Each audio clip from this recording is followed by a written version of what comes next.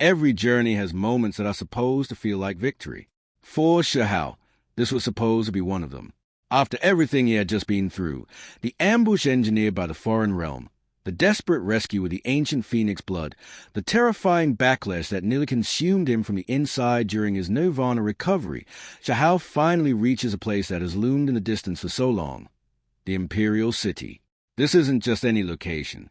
The Imperial City is legendary, a name that carries centuries of history, power, and mystery. It's the kind of place that cultivators spend lifetimes trying to reach, a symbol of everything ancient and formidable in this world. Names like this aren't earned through convenience.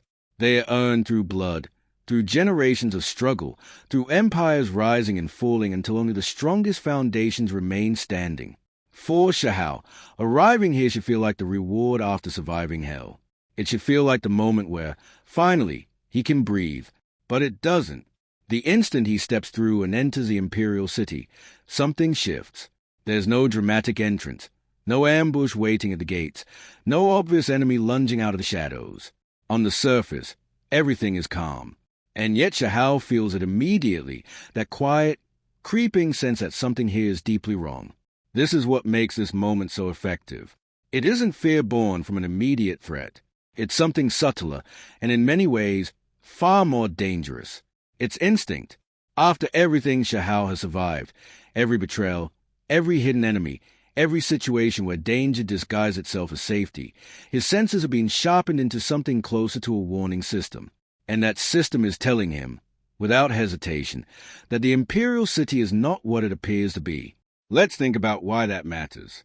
Throughout his journey, Shijie has learned the hard way that the most dangerous moments are rarely the ones that come with warning signs. They are the ones that arrive disguised as safety, as opportunity, as relief. The Foreign Realms ambush in the previous episode wasn't announced either. It was calculated, patient, and built entirely around exploiting a moment when Shijie was vulnerable. If there's one lesson his instinct have absorbed by now, it's this. The moment things feel too calm is often the moment before everything goes wrong. And that's exactly the feeling permeating the Imperial City. As Shijie moves deeper into it, exploring this legendary place that so few outsiders ever get to witness, the unease doesn't fade. It builds. The atmosphere feels heavy in a way that's hard to define, as if the city itself is aware of his presence, watching him just as intently as is studying it. There's a stillness here that doesn't feel like peace. It feels like waiting. Picture it for a moment. Towering structures shaped by ages long past. Streets that carry the weight of history in every stone. A silence that isn't empty but deliberate, the kind of silence that settles over a place when something enormous is holding its breath. This isn't a city that feels abandoned. It feels occupied by something patient, something that has learned to wait far longer than any ordinary being could.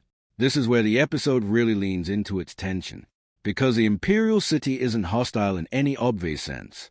There's no visible threat, no declared enemy, nothing Shijie can point to and say, that is a danger. And that absence of a clear threat is precisely what makes this so unsettling. When danger is visible, you can prepare for it. You can brace yourself. But when the danger is hidden, when it's wrapped in silence and grandeur and the illusion of safety, it becomes something far harder to defend against. There's also something deeply human about this moment, even within a story built on cultivation and legendary bloodlines. Shijie has just survived something that should have killed him twice over. His body is still recovering. His strength has been tested to its absolute limit. And instead of finally getting the chance to rest, to process what happened, to simply exist without the immediate threat of death, he's forced to stay alert the moment he arrives somewhere new. There's an exhaustion in that, a quiet kind of tragedy. Survival in this world never seems to come with a pause button. And that raises the central question hanging over this entire episode. Did Shijie just walk straight into a trap? Consider the timing. Shijie arrives here almost immediately after surviving two near-death experiences back-to-back, the Foreign Realms ambush, and then the uncontrollable backlash from the Phoenix blood.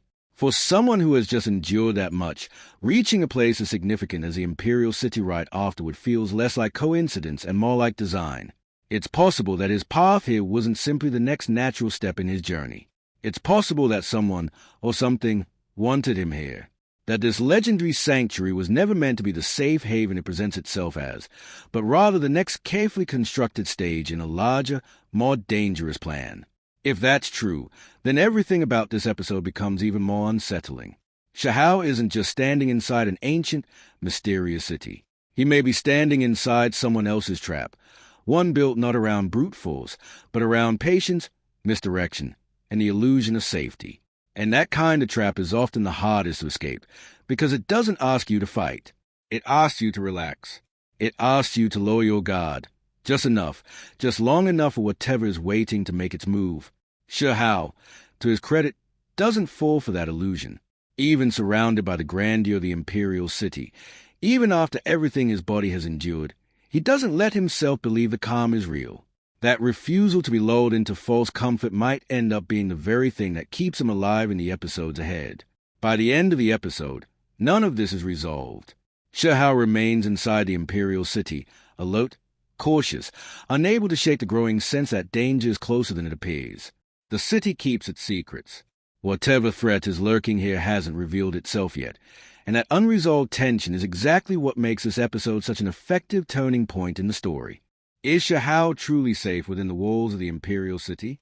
Or has he, without realizing it, stepped into a situation even more dangerous than the one he just barely survived? That question lingers as the episode closes, and it sets the stage perfectly for what comes next. We'll find out what happens to Shihao, and whether his instincts were right all along, when episode 284 continues the story.